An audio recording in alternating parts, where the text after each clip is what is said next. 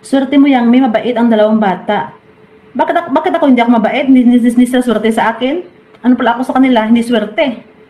Kung hindi ako naging swerte sa Jomcar, guys, do you think may narating ang Jomcar right now? Hindi sa totoo lang. Real talk. Kung hindi dahil sa pagmamanage ko ng Jomcar 18, do you think nakapunta sila ng kung saan sila ngayon? Baguio, Thailand, kung saan sila ngayon? Nakabilang sasakyan, bahay, lupa. Kung wala si Yang Mi,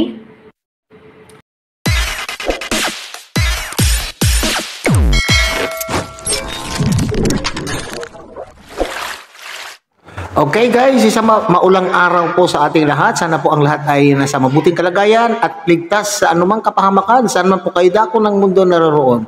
Ako po muli ang inyong lingkod, Maestro 21 TV. At sa ating video ngayong araw na ito mga kalingap, tayo muli po ay magbibigay po ng ating opinion, kuro-kuro, komento at reaction po tungkol po dito sa naging pahayag. Okay, so part 2 na po tayo. Pahayag po ni Yang Mi tungkol po dito sa pag-angkin po niya. Sa pag-angkin po niya sa lahat at panunumbat.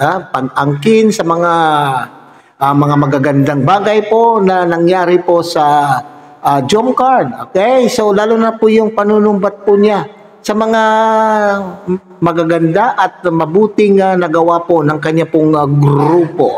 Okay? So yan po yung ating paksa ngayong araw na ito mga Kalingap. So bago po yan, tayo na muna ay magbibigay po guys sa ama at founder po ng Kalingap, Kuya Bal Santos Matubang, at tangkilikin po natin Ate Edna Vlog, Kalingap Rob, Kalingap Dan, at siyempre kung bagong silip lang po kayo, bagong dating lang po kayo sa ating munting channel, sana po ay inyo rin pong tangkilikin sa pamamagitan po ng pagbibigay nyo po ng like, share, and subscribe, at tuloy pindutin na rin po ang notification bell, at nang sa ganon tayo pa rin po ay magkita-kita at magsama-sama sa susunod pa pong mga reaction videos na ating gagawin. Likewise, mega loud shout out sa ating mga kasamaan po dyan sa Karepa, Kalingap Reactor Partners, sa pamumuno po yan ng ating presidente, Javier De Leon, aka Birador. Okay, so dyan po sa unahan ng ating pong video ngayong araw ito mga Kalingap ay nandyan po yung naturang pahayag po ni Miss Yang Mi. Tungkol po dito sa sinasabi ko nga na pag-angkin sa mga magagandang bagay na nagawa po ng kanya pong grupo sa Jomcar. At the same time ay yung pag-angkin po niya. Pag-angkin po niya yung mabubuting nagawa din po niya daw po. So ito yung sinasabi po ng ating mga kasamahan na marami pong sinasabi ng ating mga kasamahan na credit grabber. So lahat po ng mabubuting nagawa, kasama po dapat yan, dyan po yung mga VIP sponsors ay para bagang inaangkin na po niya. Na binabaliwala na po yung effort, yung nagawa din po ng kanya pong mga kasamahan para po sa Jomcar. Kaya nga po tinawag po siyang credit grabber. Okay? So unahin po natin yung sinabi po niya dun sa kanyang video mga Kalingap na may nagsabi po kasi na mapalad o swerte daw po. Swerte daw po maituturing si Miss Yang Mi sa dalawang bata. Sino po itong dalawang bata na tinutukoy po dito mga Kalingap? Ito po yung si Kalingap Jomar at ng baby Carla, hindi po ba?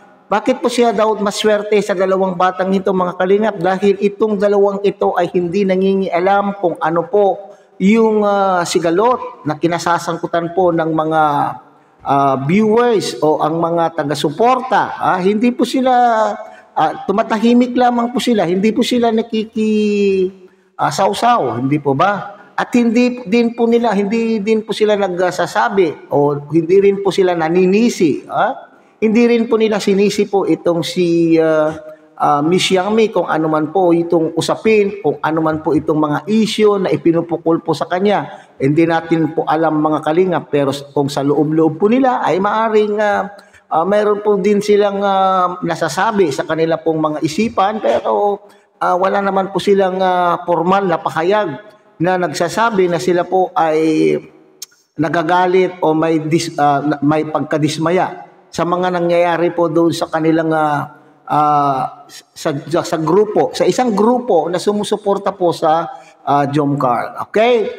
So, sinasabi ng nagkomento na sinasagot naman din po niya na swerte daw po ni Miss Yang May dahil doon sa dalawang bata. At sinagot naman po niya, bakit ako?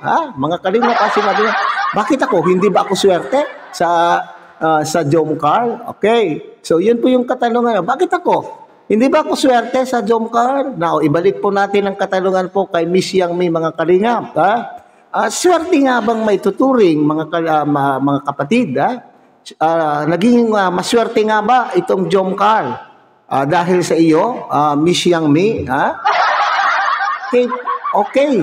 Hindi natin po mawalain, mga kalingap. Yung naging effort naman din po. Okay. Bigyan po naman natin po siya ng, anong tawag po dyan? Bigyan naman po natin siya ng credit. Okay. Hindi naman po natin mawawalain yung kanya pong naging effort dito po sa Jomcar. Okay, sabi ko nga doon sa mga nagdaan po natin na content, alam ko, meron din pong naitulong. Okay, meron din naman pong naitulong itong si Miss Yang May dito po sa love team po ng Jomcar, lalo na po noong una, itong naging unang pagkakataon ay matatawag po natin naman na may nagawa naman po. May naitulong naman din po. Hindi natin wawalay na, mga kalinga. Pero itong katanungan mo ngayon, bakit sa akin? Hindi ba sila swerte?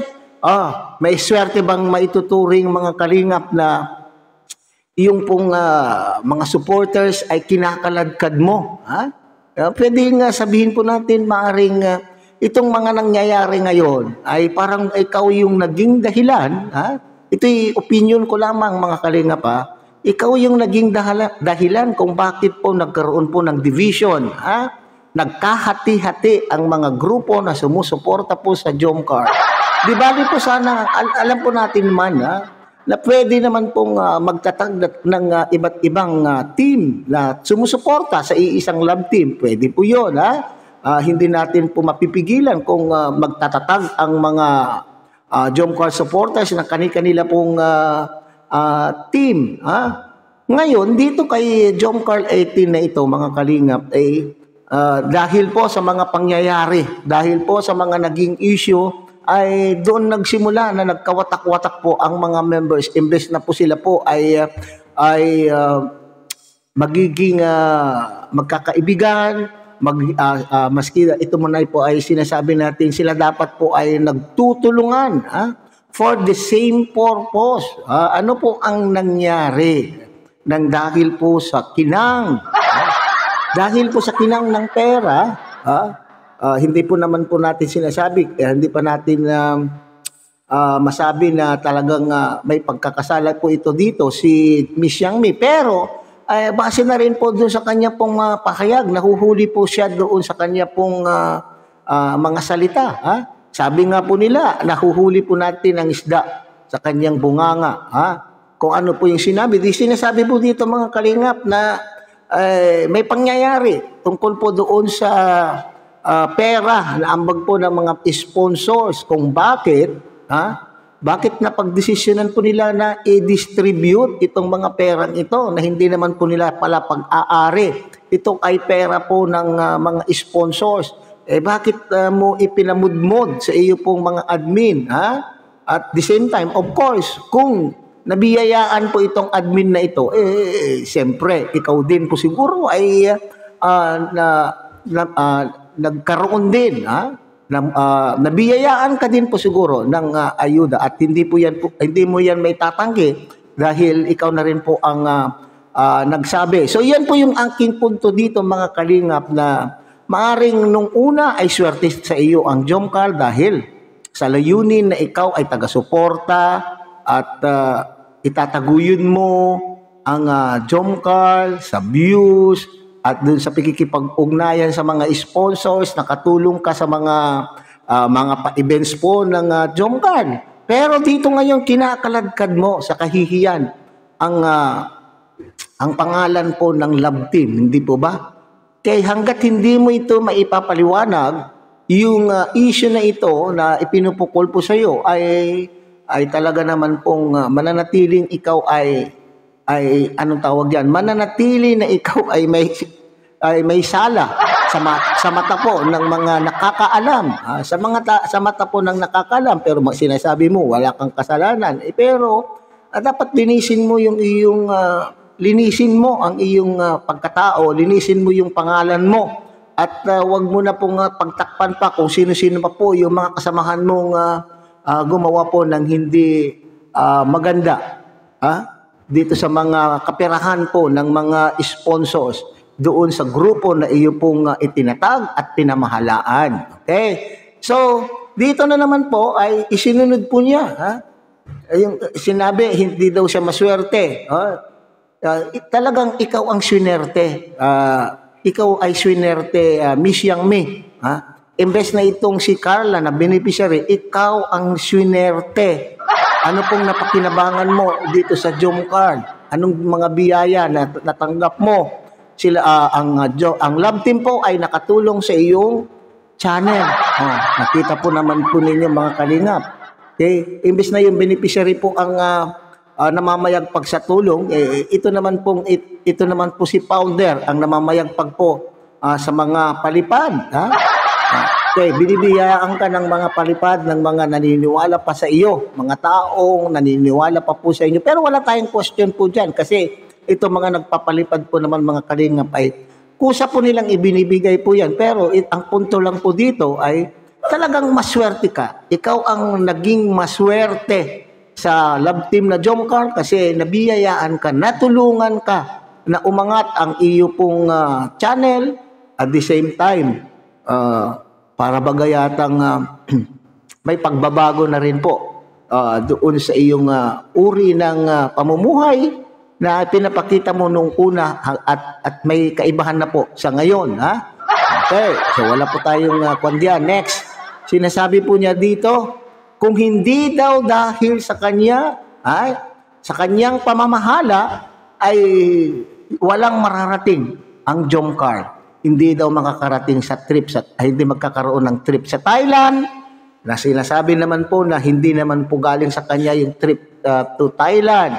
Hindi daw makakapagbagyo, hindi daw magkakaroon ng kotse, ng sasakyan, hindi magkakaroon po ng lupa. Yan po yung mga binanggit po niya dito mga kalingap.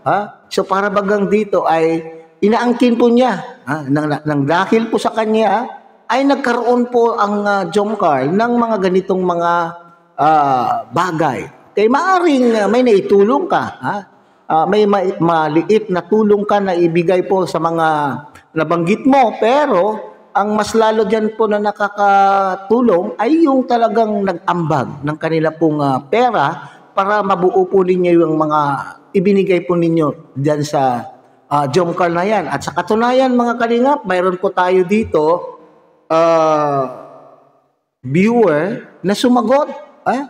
Okay. At titingnan po nga natin itong sinagot po itong viewer na ito mga kalingap. Sinasabi po niya dito,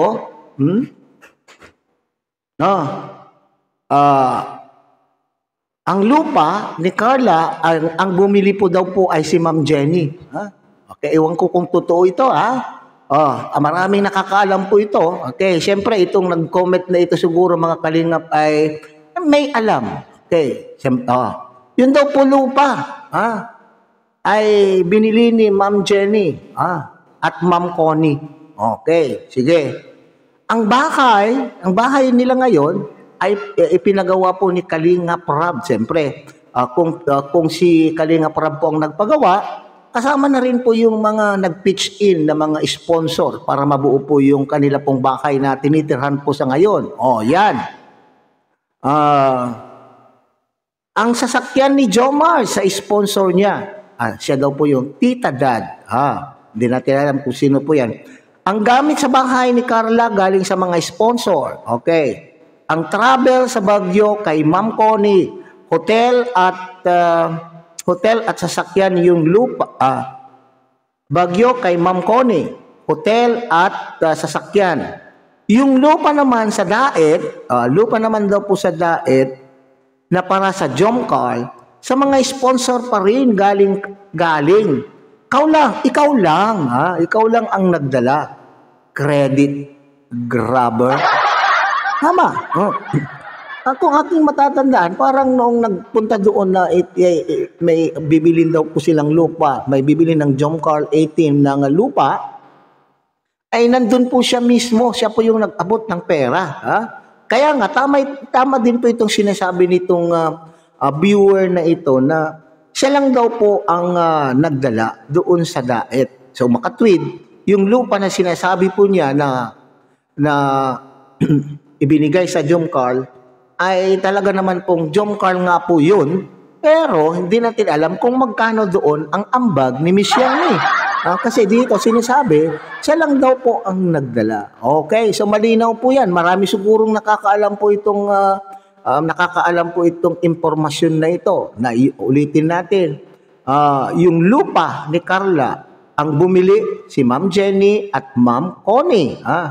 Ang bahay naman po nila ngayon sa kasalukuyan, paggawa po ni Kalinga Prab, siyempre kasama po dyan ng mga generous sponsors. Okay? Yun naman po sasakyan ni Jomar, galing naman daw po kay Tita Dad, yung sponsor po. At ang mga gamit sa bahay ni Carla galing sa mga sponsors. At ang travel sa Baguio kay Ma'am Connie, hotel at sasakyan. Yung lupa sa daet para sa John Carl ay galing din sa mga sponsors. Ikaw lang daw po ang nagdala. Okay. So siguro ang credit lang na maibibigay po natin doon kay Miss Yang may mga kalingap ay ito yung pagsisilbi po niyang collector. Pagsisilbi niyang collector, pagsisilbi po niyang treasurer, at coordinator. Yan. Coordinator sa mga sponsors, collector, at the same time treasurer. Pero kinakailangan, dahil ikaw ang nangolekta, ikaw ang tumanggap ng pera, ikaw ang humawak ng pera, kinakailangan ay i-present mo yan doon sa mga nag-ambag, doon sa mga sponsor. Kung saan napunta, magkano ang natira. Okay, maging transparent. Maging transparent ka upang sa ganoon ay at the same malinis ang iyong pangalan, maliwanagan ang karapatan din po kasi ng mga sponsors, mga kalingap, kung namalaman kung saan napunta po ang kanila pong mga inambag. Di po ba? And at the same time, sabi ko nga, ay malilinis din po yung yung pagkatao at yung iyong pangalan. Mahirap po yung ikaw ay pinagdududahan tungkol po sa pera, pero so kinakailangan po ay maliwanag po. Lalo ngayon at itong mga sponsor po na ito ay talagang hinahanap po nila kung ano po yung nawawala. At talagang dapat naman din po na yung nawawala ang dapat po natin hanapin. Okay? So, sana malinaw po kay Miss Yang Mi. Hindi po pwedeng sabihin mo ng dahil sa iyo. Hindi lamang po ng dahil sa iyo. Kasama mo itong mga VIP, mga generous sponsors, and at the same time, supporters. Kasama itong mga supporters na ito, hindi mo kakayanin na mag-isa lamang po dito, Miss Yang Mi. Ngayon, ang tanong dyan, as a founder, magkano ba ang binitawan mong pera na mismong galing sa iyong bulsa? Ayan. Okay, so hanggang dito na lang muna tayo siguro mga kalingap. Muli, tangkiligin po natin Kuya Bal Santos Matubang, Ate Edna Vlog, Kalingap Rob, Kalingap Dan. At muli, pinapakiusapan po kayo ng inyong lingkod na sana po ay inyo rin pong tangkilikin ang munting channel na ito sa pamamagitan po ng inyong pagbibigay ng like, share, and subscribe. At tuloy, pindutin na rin po ang notification bell. At nang sa ganon, tayo pa rin po ay magkita-kita at magsama-sama sa susunod pa pong mga reaction videos na ating gagawin. Muli, isang mapagpalang umaga, tanghali, gabi po sa inyo lahat. Mabuhay po kayo. At God bless everyone.